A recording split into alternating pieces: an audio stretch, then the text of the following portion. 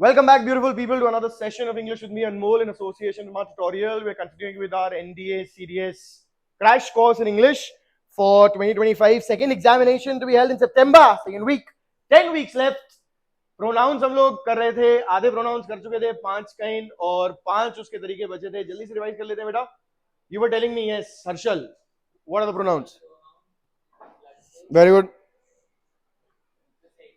Emphatic. Very good. Demonstrative. And ये 5 हम लोग ने किए थे पिछली बार. किए थे? Reflexive, emphatic, demonstrative and distributive. Is that what we did last time?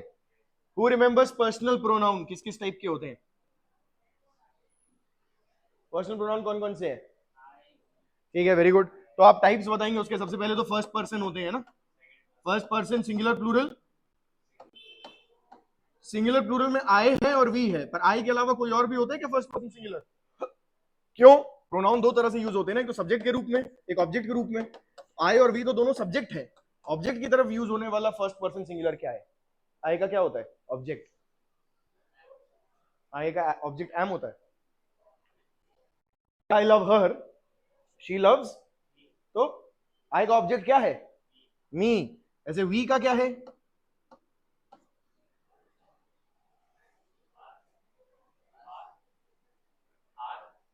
No, us. Are कहां से बेटा? आर तो पॉजेसिव होता है. अब ये first person singular, first person plural, nominative में, एक्यूजेटिव में और जेनेटिव में. जेनेटिव में क्या होगा? पॉजेसिव में जैसे आपने आर बोला. और सिंगुलर क्या होगा? Our bottle and my bottle. तो जेनेटिव में माय एंड आर, ये फर्स्ट पर्सन है. फिर सेकंड पर्सन में सिंगुलर प्लूरल सब कुछ यू होता है. और जेनेटिव में क्या आता है? Your. Yes yes. My bottle is adjective. Pronoun will be mine and ours and yours. और फिर थर्ड पर्सन में he, she, it. This is for nominative. For accusative, he will become her. Gender परिवर्तन कर देने उनका. Operation ही करवा दिया आपने. ऑब्जेक्ट क्या बनाया उसका? ऑपरेशन ही कर दिया उसका. And genitive, what will be the genitive case? Mine, ours, yours.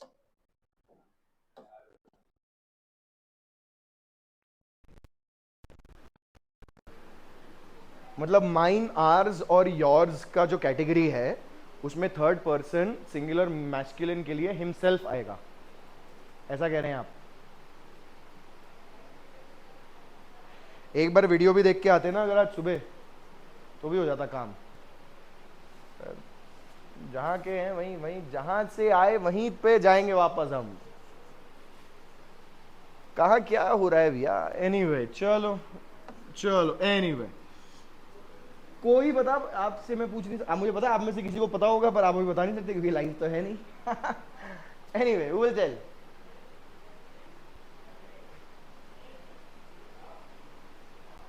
अरे this is mine, this is yours, this is. अरे थर्ड पर्सन सिंगुलर मैस्कुलिन के लिए बताओ ना. देयर्स इज तो प्लूरल, थर्ड पर्सन प्लूरल. अबे my bottle, your bottle.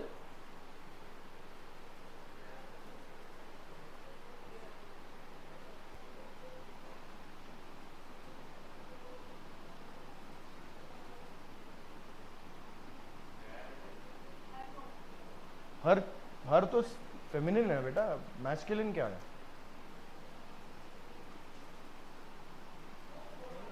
His bottle, my lord. His, hers, its होता नहीं है, और theirs, my lord. Hopefully one of you is actually benefiting from these bloody sessions.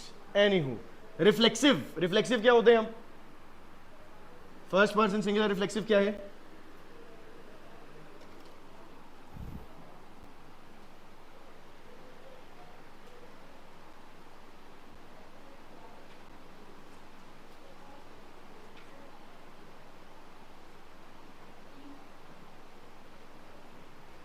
What is the first person singular reflexive pronoun? Reflexive. अरे आए तो बेटा personal pronoun है ना, नॉमिनेटिव। अरे बाप रे बाप। हाँ तो फिर वो पोजेसिव क्या है फिर? माइन और माए, माए तो पोजेसिव एडजेक्टिव है। रिफ्लेक्सिव प्रोनाउन क्या है? फर्स्ट पर्सन बेटा, फर्स्ट पर्सन थोड़ी ना। Himself, I love himself, my self. फिर अब रिफ्लेक्सिव सेल्फ वाले प्रोनाउंस है तो उसमें मी।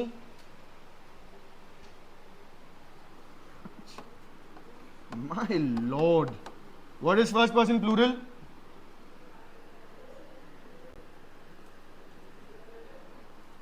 अरे first person singular my self है तो plural my selves. My lord, yes, ourselves. What is second person singular? Yourself. Second person plural? Yourselves. Third person singular masculine?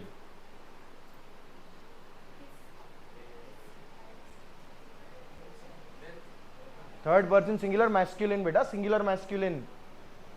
लड़के के लिए क्या बोलेंगे? देम थोड़े ना। Himself. Third person singular feminine? Third person singular neuter gender. And third person plural? Themselves, SELVES। Reflexive और emphatic में क्या अंतर है?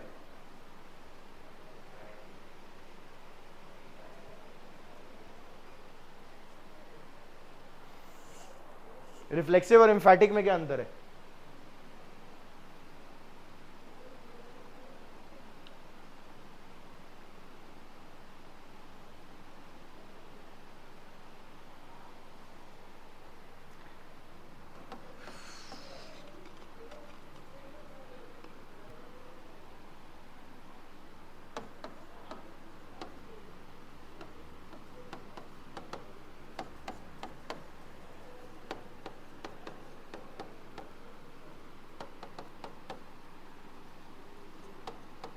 बताओ इसमें माई सेल्फ किस में रिफ्लेक्सिव है और किस में एम्फैटिक है और क्यों? Don't talk in Hindi to me again. Myself is reflexive and in the second one why? How do you know? सो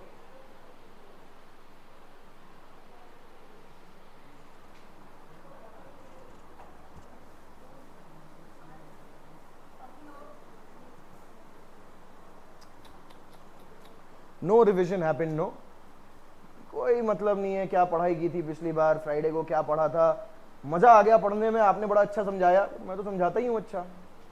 मेरा तो बेटा काम है ये, मेरा तो प्रोफेशन है ये, मैं तो हूँ परफॉर्मर। तो स्टेज पर चढ़ के परफॉर्म करना मेरा काम है, अंग्रेजी में महारत अलग है मेरी, तो मैं तो अच्छा समझाऊंगा ही, मैं तो जब पढ़ाऊंगा मजा आएगा। पर आपने क्या रिटेन किया फिर?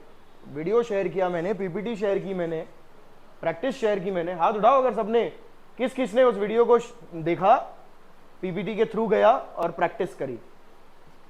आए क्यों फिर आज? क्या करने आए हो? परफॉर्मेंस देखने आए हो? इट्स ऑलमोस्ट लाइक आपने फी नहीं पे की है, आप टिकट का पैसा पे कर रहे हो। अनमोल सर को परफॉर्म करते हुए देखेंगे हम।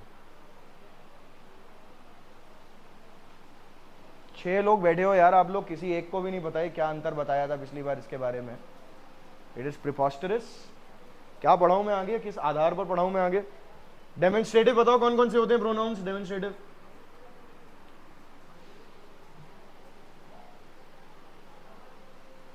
और डिस्ट्रीब्यूटिव क्या होते हैं?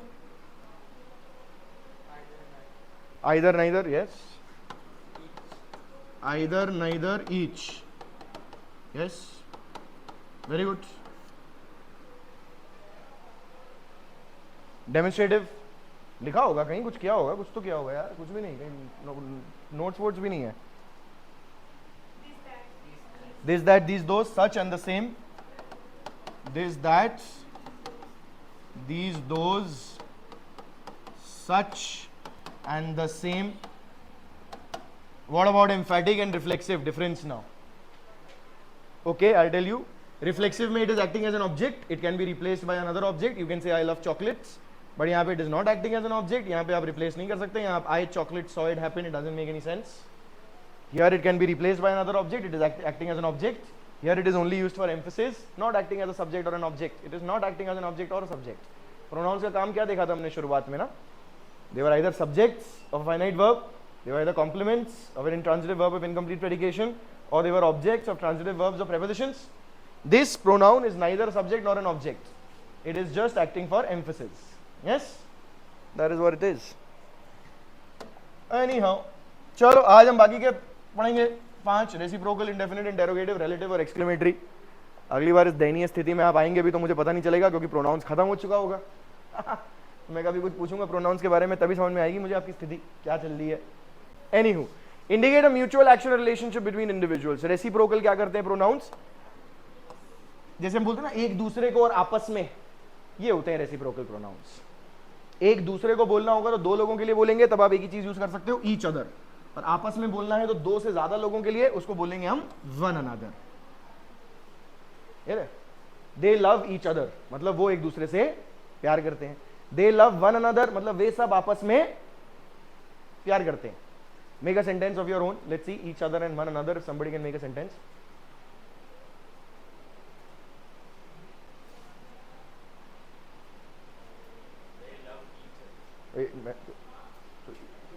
तो गूंज तो एको हो रहा है बेटा, मुझे लग रहा है.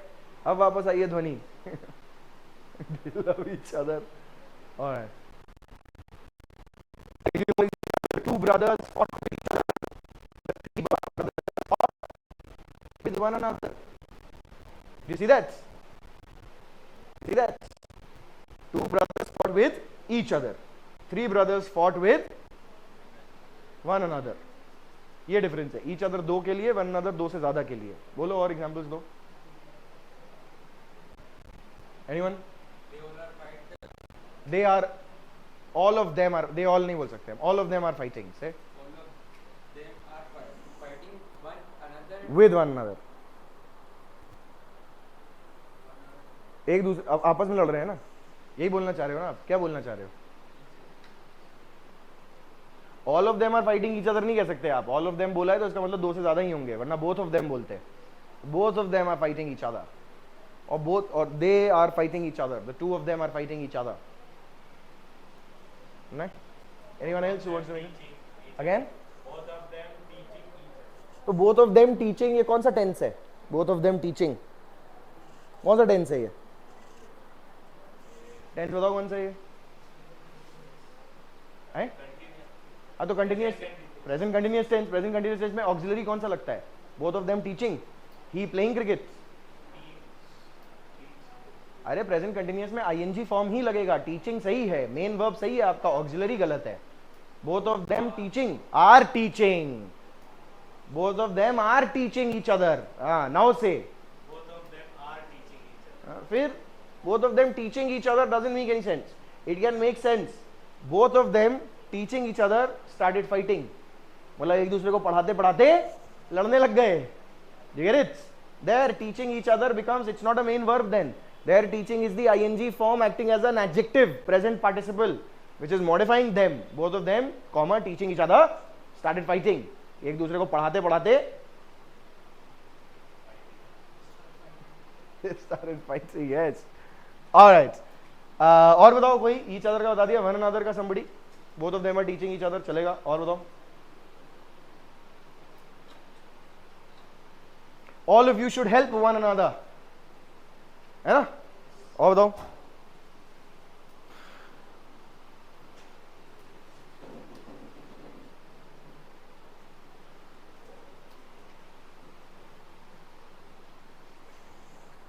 Anyone? Come on, yeah, guys. आप में से किसी को एग्जाम्पल आता हो तो नीचे लिखें भाई कमेंट सेक्शन में. यहाँ थोड़ा ठंडा हो रखा है माहौल. चलिए एनीवे क्या कर रहे हैं क्या पता. चलिए यूजेस देखिए. Each other for two, one another for more than two. So he was so afraid that his knees knocked one another. क्यों गलत है ये? क्या आएगा वहां पे वन अनदर की जगह? Each other. क्यों? Two knees. नीज दो होती हैं, है ना? After the farewell students of the class 12 bade each other goodbye. One another, क्योंकि स्टूडेंट्स है किसी क्लास के दो से ज्यादा ही होंगे, वरना बोलते हैं हम the two students bade each other goodbye. Indefinite pronoun समझो. अब इनडेफिनिट प्रोनाउन तब है जब हमें निश्चित नहीं है किसके बारे में बात कर रहे हैं, बस किसी के बारे में बात कर रहे हैं. समवन, समबडी, एवरीबडी, ऑल, सम, फ्यू, ये सारे वर्ड्स. जैसे ऑल मतलब सभी, सम मतलब कुछ, वन मतलब कोई एक, मैनी मतलब कई, फ्यू मतलब चंद, माय लॉर्ड, समबडी मतलब कोई, नोबडी मतलब कोई नहीं। यहाँ स्पेसिफिकली किसकी बात हो रही है वो नहीं हमें पता। जब हम पर्सनल प्रोनाउंस यूज कर रहे थे ना, I, we, you, he, she, it, they, specifically personally किसी व्यक्ति के या किसी वस्तु के या किसी जानवर की जगह पे यूज कर रहे थे उसको, तो हमें पता है हम किसकी बात कर रहे हैं। ऐसे ही इज कमिंग, हमें पता है ही कौन है। बट अगर मैं कह रहा हूँ somebody इज कमिंग, somebody हमें नहीं पता कौन है, बस कोई है। You understand? That's why they are called indefinite pronouns, because they are not definite. Indefinite pronouns में कुछ प्रोनाउंस होते हैं जो सिंगुलर की तरह ट्रीट किए जाते हैं, जैसे anybody, everybody, somebody, someone, nobody, इसी का one, anyone, everyone, someone, no one, ये क्या है? सिंगुलर है। अच्छा, क्यों हमें ध्यान देना है कि ये सिंगुलर है? क्यों इंपॉर्टेंट है हमारे लिए कि ये सिंगुलर है? Why is it important to know कि these are singular? क्या पढ़ा था हमने सबसे पहले शुरुआत में? पार्ट्स ऑफ स्पीच तो पढ़ा था, पर सिंगुलर है, सब्जेक्ट सिंगुलर है, ये क्यों जानना जरूरी है? They use for one person. अरे राम, अरे ग्रामर में क्या जरूरत है इसकी भाई? एग्जाम से क्या मतलब है उसका? If I am telling you these are singular, why is it important to know that this is singular?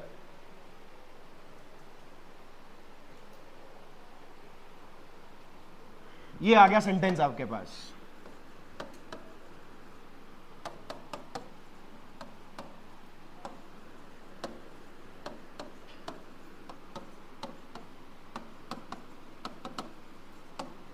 यहां पे बड़ी वन की जगह थिंग भी आ सकता है।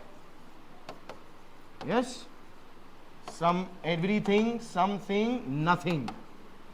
ये देखो 12 तो यही बन गए।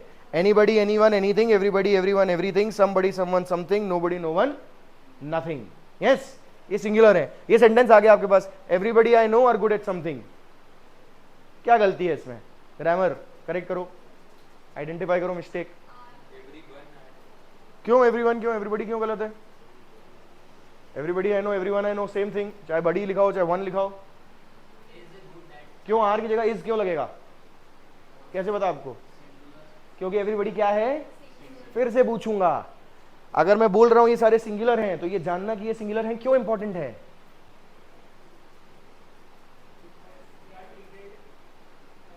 They are treated as singulars. So why is it important? It is important with which topic? Yes, you are close. यहां पे कौन सा टॉपिक मैंने ये कवर किया है? ये क्या है और ये क्या है? कौन सा पार्ट, मतलब ये सेंटेंस में क्या रोल प्ले कर रहा है? ये सब्जेक्ट, और ये क्या है? वर्ब। ऑक्सिलरी, मेन वर्ब है यहाँ पे। ये यहाँ का ऑक्सिलरी है, यहाँ दूसरा वर्ब का है। आर प्लेइंग थोड़ी ना बोल रहा हूं मैं, आर गुड बोला है मैंने। Are is the main verb here. Subject और वर्ब, सब्जेक्ट वर्ब से याद आ रहा है कोई टॉपिक जो पढ़ा था हमने? क्या पढ़ा था? Subject verb, again subject verb agreement, that subject and verb should agree with each other. Again I'll ask you, if I am telling you these are singulars, why is it important to know? For subject verb agreement, it is important to know for subject verb agreement. These are treated as singulars. Distributives भी याद रखिएगा, ये जो हमने distributive पढ़े थे, each, every, either, neither वाले, वो सारे singulars हैं, वो singular की तरह treat किए जाते हैं। neither boy was here बोलेंगे, बट neither nor लग रहा है अगर, तो डिपेंड करेगा कि neither और nor किसके बीच में है। For example neither parents nor students, तो पेरेंट्स और स्टूडेंट्स दोनों प्लूरल है, तो प्लूरल बनेगा सब्जेक्ट, क्योंकि दोनों को एक एक बार उठा रहे हैं हम, या पेरेंट्स या स्टूडेंट्स की बात कर रहे हैं, दोनों ही प्लूरल हैं, तो neither parents nor students are coming. Yes, neither the parents nor the children have come, has come नहीं, but neither boy has or have, has. Neither boy becomes a singular, मतलब दोनों में से एक भी नहीं, एक की बात कर रहे हैं हर बार। चलो, many, none, none is the same as no one, याद रखिएगा। ये जो none है, it's nothing but this no one, no one together is called none। और कोई प्रोनाउन अभी ऐसे याद नहीं आ रहा है मेरे को जो सिंगुलर की तरह ट्रीट होता है इंडेफिनिट में। ये 12 हैं, anybody, everybody, somebody, nobody, everybody, everyone, everything, every place is, every के बाद कुछ भी लगे, any place is, every place is, some place is, but some place एक वर्ड नहीं होता है। जब आप बोलेंगे एवरी प्लेस, तो यहाँ प्लेस और एवरी अलग अलग है। प्लेस नाउन है और एवरी प्लेस को मॉडिफाई कर रहा है, इसका मतलब एवरी कौन सा पार्ट ऑफ स्पीच है? एडजेक्टिव। एवरीबडी यहाँ पे एक ही वर्ड है, इसलिए इसको हम प्रोनाउन कह रहे हैं। ये पूरा का पूरा एक ही शब्द है जो सब्जेक्ट की तरह एक्ट कर रहा है, क्योंकि एक ही शब्द है जो सब्जेक्ट की तरह एक्ट कर रहा है, नाउन है नहीं, प्रोनाउन। ये याद रखिएगा, 8 पार्ट्स ऑफ स्पीच याद। बताइए जरा क्या क्या थे?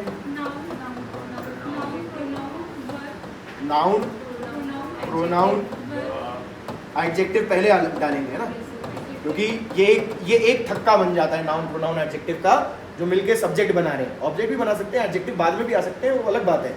और नाउन प्रोनाउन पहले इंपॉर्टेंट है, सब्जेक्ट बनता है, फिर एडजेक्टिव उसको मॉडिफाई करता है। फिर सब्जेक्ट के बारे में हम कुछ बता रहे हैं, क्या बता रहे हैं, किसके माध्यम से?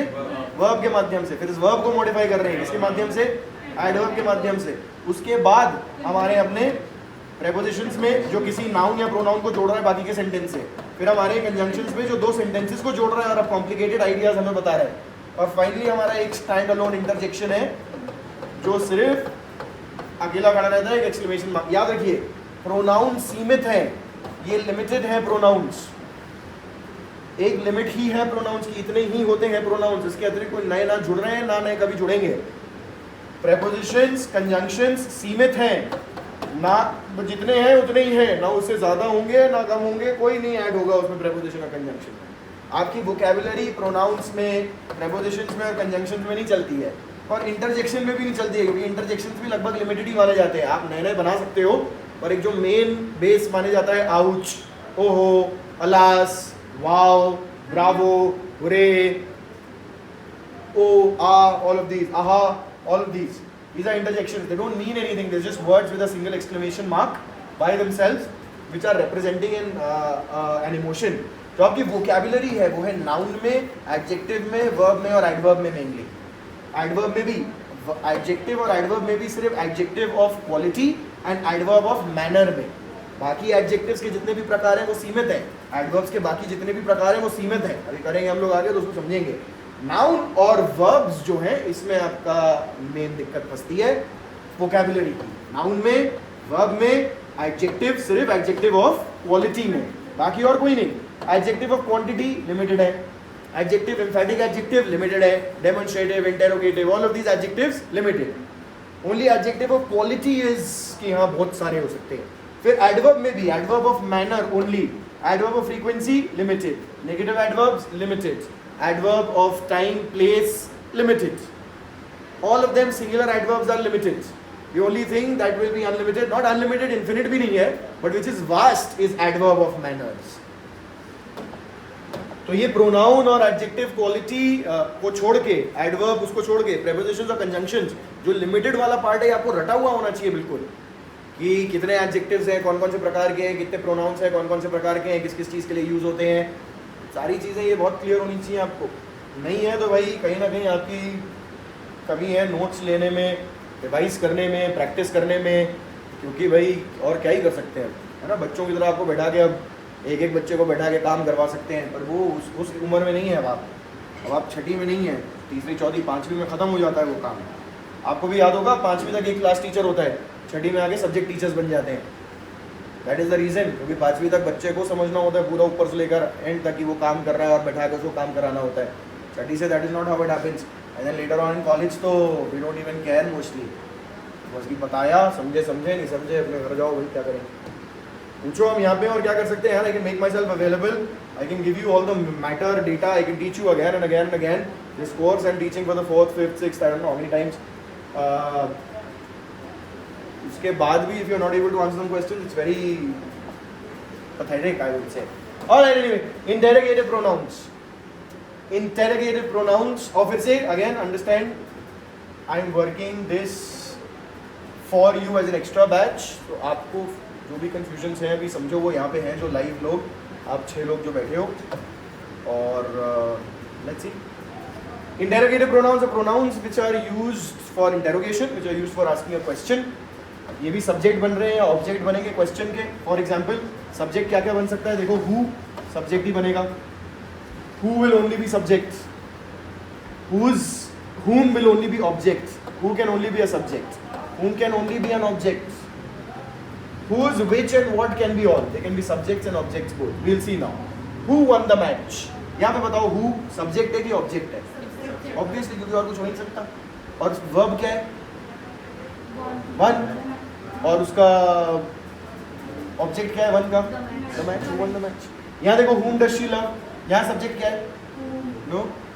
She इसका आंसर क्या आएगा देखो. She loves. हर क्यों में? हाँ मतलब sure. No, she loves me. Everybody loves me. She loves me. She loves her. She loves him. जो भी आएगा. But she यहीं पे आ रहा है ना. आंसर किस में आ रहा है? ऑब्जेक्ट में. इसका मतलब whom was answering asking for the object. याद रखिएगा. whom जो है ये सिर्फ ऑब्जेक्ट का आंसर पूछने के लिए यूज होता है. सब्जेक्ट का आंसर नहीं पूछ सकते आप इससे. सब्जेक्ट के पूछने के लिए who यूज करना पड़ेगा आपको. whom नहीं. आगे आएगा जहाँ पे who भी कभी कभी आंसर कर देता है ऑब्जेक्ट का. वो कब आएगा वो हम समझेंगे एक्सेप्शन जब आएगा तो. अच्छा, which of these pens do you like? इसमें what is the subject? No. Answer करो इसका. Which of these pens do you like का आंसर करो. I like. तो सब्जेक्ट क्या है? I की जगह वहां क्या लगा था? You. तो सब्जेक्ट क्या है? You. You like. I like that pen. तो ये ऑब्जेक्ट की जगह आया है कि नहीं आया? और अगर यहाँ पे which of these pen की जगह मैं लिख देता which pen, तो यहाँ which प्रोनाउन ना रह जाता. यहाँ which क्या बन जाता? एडजेक्टिव. यहाँ पेन को मॉडिफाई कर रहा है वो. यहाँ which जो है ना वो ऑफ जो प्रेपोजिशन है. प्रेपोजिशन का काम याद रखिएगा किसी नाउन या प्रोनाउन को दूसरे वर्ब, एडजेक्टिव या नाउन प्रोनाउन से जोड़ना होता है. तो ये जो प्रेपोजिशन है इस नाउन को इस प्रोनाउन से जोड़ रहा है. which से. यहाँ पे which प्रोनाउन है. अगर which पेन लिखा होता तो which एडजेक्टिव होता. That is the only difference. और these यहाँ पे एडजेक्टिव है, पेन के साथ लगा हुआ है. You see that? Alright. What will all the neighbours से. यहाँ पे सब्जेक्ट क्या है? The neighbours. Yes, the neighbours will say something. तो समथिंग ऑब्जेक्ट में आया तो व्हाट यहाँ पे ऑब्जेक्ट का आंसर कर रहा है. अच्छा, व्हाट स्मेल्स नाइस. यहाँ सब्जेक्ट क्या है? व्हाट. यहाँ देखो व्हाट ऑब्जेक्ट था, यहाँ सब्जेक्ट है. What smells nice. Roses smell nice. A rose smells nice. ऐसा ये भी करेंगे इंटेरोगेटिव. फिर से इसको मैं याद दिलाऊंगा आपको जब टेंसेस करेंगे तो, है ना. यूजेस देखो इंटेरोगेटिव की. Who is used for subject, whom for object and whose is used for owner. Nominative case, accusative case, generative case. whose is this? Who is coming? Whom has he invited? यहाँ subject ही है. He invited him. Whose party is it? It is Anmol's party, for example. Yes, it is the subject यहाँ पे. Whose party is it? It is Anmol's party. It is the empty subject. Preposition के बाद, हाँ ये मैंने exception आपको बताया था ना, कभी कभी who भी आंसर कर सकता है ऑब्जेक्ट का. कब करेगा? जब इस preposition को उठा के हम एंड में लगा दें. कैसे? By whom was the Ramayana written तो सही है, पर अगर इस by को उठा के मैं एंड में लगा दूं तो इसको हम लिख सकते हैं who was Ramayana written by. This is proper grammatical structure, but now it is considered कि by whom कहना ही अच्छा है. और spoken English में who was the Ramayana written by who तो नहीं बोले सके. By whom was the Ramayana written and who was Ramayana written by both will work. देखो यहाँ लिखा. If the preposition is placed at the end, then you can use who instead of whom. सिर्फ by के लिए use करोगे, बाकी prepositions के लिए इसको सत्य न मानो. ज़्यादा इन जनरल जैसे कंसिडर, जैसे I am laughing at them. इसका क्वेश्चन पूछो मुझसे, इसी को क्वेश्चन में बनाओ. them का क्या वर्ड बनेगा?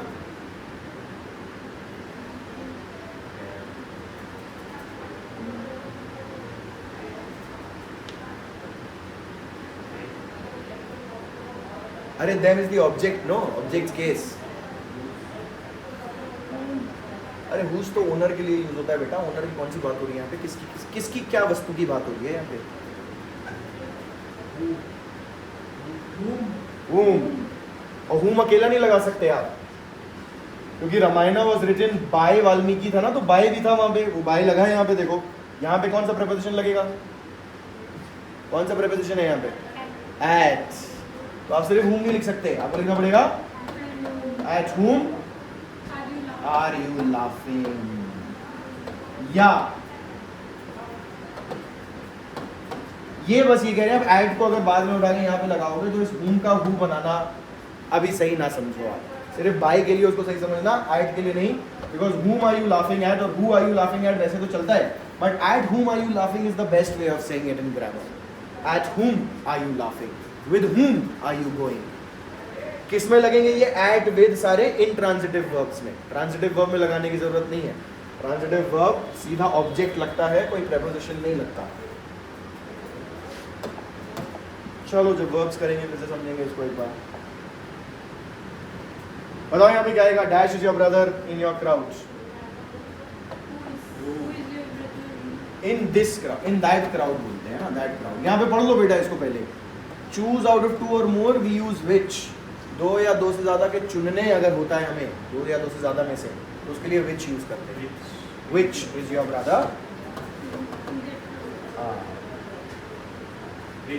which one is your brother का one होता तो who is your brother will be correct here. Next one will be which of the servants do you want. यहाँ हम चुन रहे हैं who is your brother in that crowd और which is your brother in that crowd, both will work। इधर which ही चलेगा, दूसरा नहीं चलेगा। whose is only used for living things, और याद रखिए whose आप सिर्फ living things के लिए यूज कर सकते हो। book किसी जीवित वस्तु के लिए होगी तो इसलिए यहाँ पे whose लिख सकते हो, whose book is this।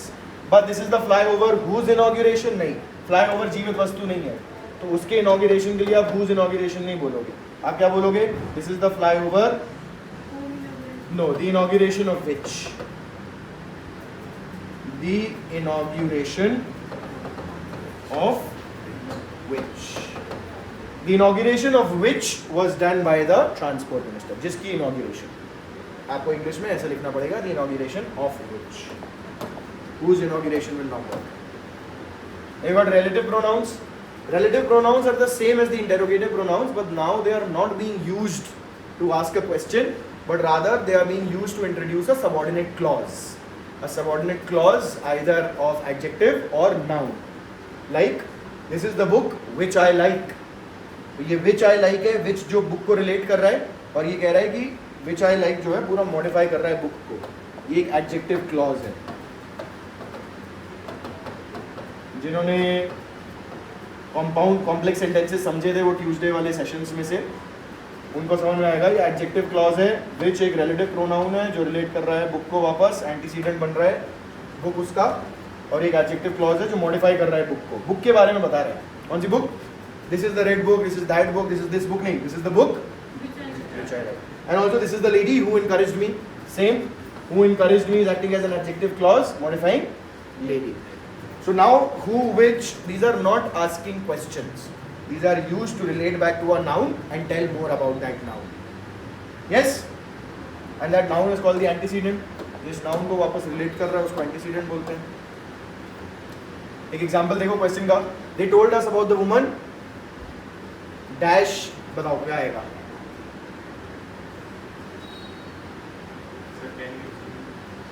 They told us about the woman whom lived next door, which lived next door, who lived next door, or whose lived next door. Whose lived next? Whose lived next door? Charlie, who lived next door. They told us about the woman who lived. Who यहाँ पे देखो subject बनाया ना, who lived next door. Lived का subject है who. Whom क्यों आएगा भाई? Whom everyone loved. I dislike films.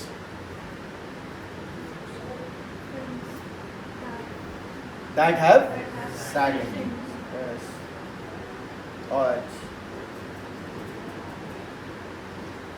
Relative pronouns देखो, who, which and that as a subject in subordinate clauses. The boy who came here, the boy that came here, दोनों चल सकता है। यहाँ हम चूज नहीं कर रहे हैं कि दो में से ज्यादा से, तो इसलिए who या that यूज करेंगे। whom, which और that, अब who की जगह whom लगेगा ऑब्जेक्ट के लिए, but which और that जैसे मैंने बोला दोनों सब्जेक्ट और ऑब्जेक्ट की जगह यूज हो सकते हैं। I have a son dash I love very much. Whom I love very much. See, there is already a subject I here, I love. That means we need an object. A subject already है। यहाँ subject नहीं था कोई, यहाँ came का कोई subject नहीं है, subject ही चाहिए हमें, तो who लगाया है।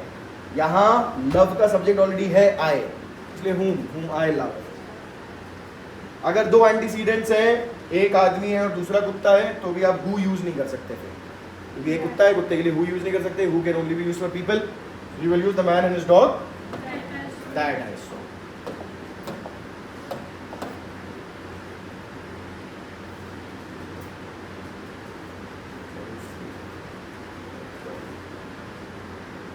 सुपरलेटिव डिग्री के बाद दैट यूज करेंगे। Superlative degree is the most वाला, जो थर्ड डिग्री होती है उसकी, एडजेक्टिव्स की, मोस्ट लेबोरियस। याद रखिए सुपरलेटिव के बाद हमेशा what do we use, so we will say mister Mishra is the most laborious man that I have ever seen, not who I have ever seen, no. whom I have ever seen तो बिल्कुल भी नहीं, whom और who तो बिल्कुल भी नहीं होगा, whom भी नहीं होगा। After all also we use who और that and not whom और which। all के बाद भी या तो who लगेगा या that लगेगा। अगर व्यक्ति के बारे में तो who लगेगा, वस्तु के बारे में तो that लगेगा। फॉर एग्जाम्पल all, यहाँ पे क्या लग सकता है, who भी लग सकता है और that भी। क्यों? Because it is for people interested to do this work, it is for people. But यहाँ all dash glitters is not gold, क्या आएगा, that या who, that, all that glitters is not gold। all who glitter नहीं, because who is for people। सारी चीजें जो चमकती हैं वो सोना नहीं होती। Guys, I also lose interest in teaching ना, पिछला पढ़ के नहीं आया तो मैं कितना ही आपके ऊपर जोर लगाऊं फिर, है ना, तो मेरा मन भी नहीं कर रहा है, वो तो है वो सब परिस्थिति जो कर रहे हैं। Anyway, all plus uncountable noun के बाद that लगेगा, याद रखिए। uncountable noun अगर कोई है तो that होगा। all the money that I gave her has been spent। and everything, nothing, the only, any, all, everyone, none, no, nobody, much, little, the same, the few, the little के बाद भी that लगेगा। My father has given me everything that I needed। This is the only pen that I bought yesterday। My wife has spent the little money that I gave her। और exclamatory pronoun, as I said, एक ही होता है pronoun what, जब अकेला यहाँ पे ऐसे लगा है, this is what the pronoun is। यहाँ पे ये adjective है। What a nice car, what a beautiful girl, what a lovely day, what an extremely nice night। Pronouns in SVA, subject verb agreement में क्या रेलेवेंस है pronoun का, अभी थोड़ा हमने देख ही लिया था जब मैंने आपको समझाया कि सिंगुलर और प्लूरैलिटी उसकी समझने के लिए। You must understand why, because of subject verb agreement. What verb will be used with which pronoun. अब टू सब्जेक्ट यूज हुए और दो सब्जेक्ट जुड़े किस कंजंक्शन से हैं, इसी किसी कंजंक्शन से। As well as, with, along with, together with, and not, in addition to, but, besides, except, rather than, accompanied by, like, unlike, no less than, nothing but. तब जो इनसे जो पहले वर्ड आया है, जो भी ये है, एज वेल एज हो, विद हो, अलोंग विद हो, जिस भी वर्ड से जुड़ रहे हैं वो उससे पहले जो आया है उसको मेन सब्जेक्ट माना जाएगा। रीता अगर सिंगुलर है तो मतलब मेन सब्जेक्ट सिंगुलर है, तो रीता यहाँ पे क्या आएगा, हैज, और यहाँ क्या आएगा, Rita as well as our friends has done her work. Rita and her friends have done their work. And होता तो अलग चीज है, एंड नहीं लिखा यहाँ पे, देखो कहीं पे भी। My friend Reena along with her sister is staying in her house in Delhi। अच्छा, two subjects are joined by either or, neither nor, not only but also, none but। तो हम नियरेस्ट जो सब्जेक्ट है उसके अनुसार उठाएंगे। नियरेस्ट जो subject है मतलब वर्ब के सबसे, neither the staff nor the manager. Manager पास में है, मैनेजर सिंगुलर है तो क्या आएगा, यही मैनेजर पहले लिखा होता, स्टाफ बाद में लिखा होता तो क्या हो जाता, वर्ब। अगला आइदर और, नाइदर नॉर, ये सिंगुलर की तरह ट्रीट होते हैं। देखो वैसे क्वेश्चन आया था, in many countries the united station और other internationally peace keeping forces are trying to keep the, तो यहाँ पे नॉर नहीं और होगा क्योंकि नाइदर के साथ लगता है नॉर, और यहाँ पे और बोलना चाह रही थी, या तो यूनाइटेड स्टेट्स या कोई और ऑर्गेनाइजेशन शांति बनाए रखती है। Climate change whether it is natural और ह्यूमन, वेदर के साथ क्या लगता है और, ये हम लोग कंजंक्शंस में दोबारा करेंगे, कोरिलेटिव कंजंक्शंस कहते हैं ना। अच्छा, subject each every either neither anyone लगा है तो भाई डिस्ट्रीब्यूटिव्स याद है, थर्ड पर्सन सिंगुलर बन गया ये। Neither of the two brothers has brought his luggage, singular. Each of us, each one of us is doing, no, his और हर। बेटा आर कैसे, each one of us, each singular है ना यार, come on man यार। And I personally remember telling you this at least 5 bloody times in class। If the subject is a collective noun, jury, army, fleet, crew, तो उसको हम लोग singular की तरह ट्रीट करते हैं, अनलेस ऑफ कोर्स हम उसकी बात कर रहे हैं ऐसे कि उनकी सेपरेट बात। जैसे जूरी की जब हम बात कर रहे हैं ना, तो जूरी या तो हम उस पूरी कलेक्शन की बात कर रहे हो सकते हैं जो 12 लोग मिलकर निर्णय ले रहे हैं, या हम हर एक व्यक्ति को भी जूरी कह सकते हैं। So the jury are registering their independent votes, मतलब हर एक व्यक्ति उसमें अपना अपना वोट। The jury is unanimous in its decision, मतलब जूरी ने मिलकर एक ही डिसीजन लिया है, तो द जूरी इज यूनानिमस, वहाँ पे जूरी को सिंगुलर बनाया है। The jury are registering their independent votes, वहाँ पे जूरी को प्लूरल बनाया है, द जूरी आर रजिस्टरिंग, है ना। देखो यहाँ पे वर्डिक्ट है, तो jury has given its verdict, पर यहाँ पे the jury have independently given their verdict. The team is playing its first match, but the team are divided in their opinion. Yes.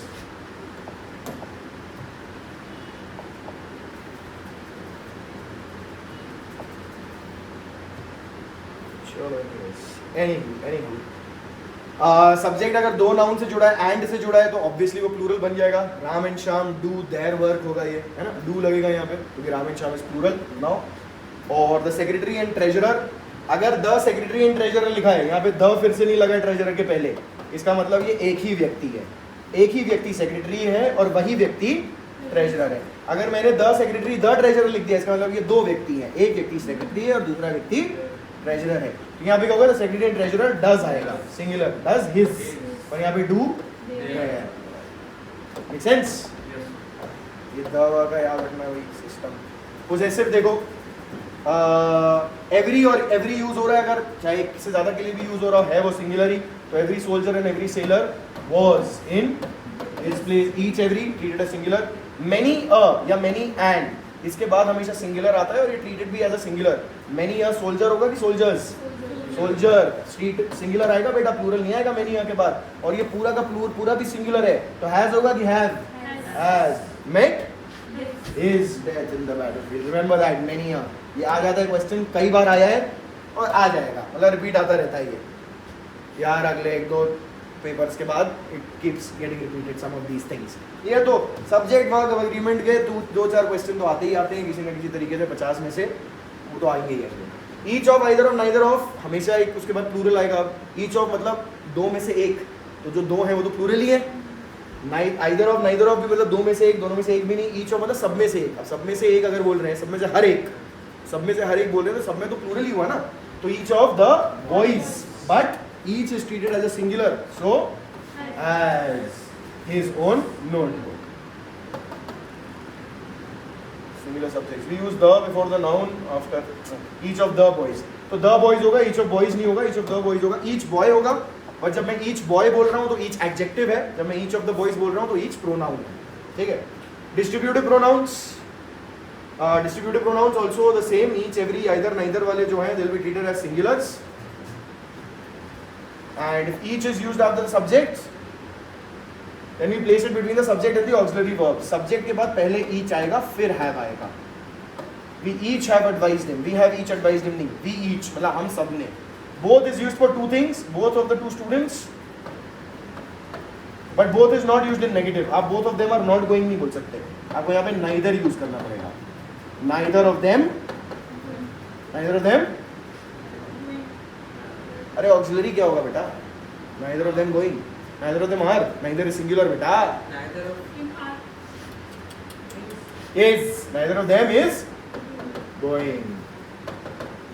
Come on यार guys, wake up. अपनी पढ़ाई का इतना भार है, जग ही नहीं पा रहे जीवन में। If the subject is one, then use nominative case one and objective case oneself. One अगर subject है तो उसका possessive once होगा, और oneself उसका reflexive या object जो बनेगा वो oneself, ठीक है। So that's that for today. I have been Anmol, your guide on this journey through the English language and association. Much Gloria. Thank you so much for joining in, and I shall see you in the next one.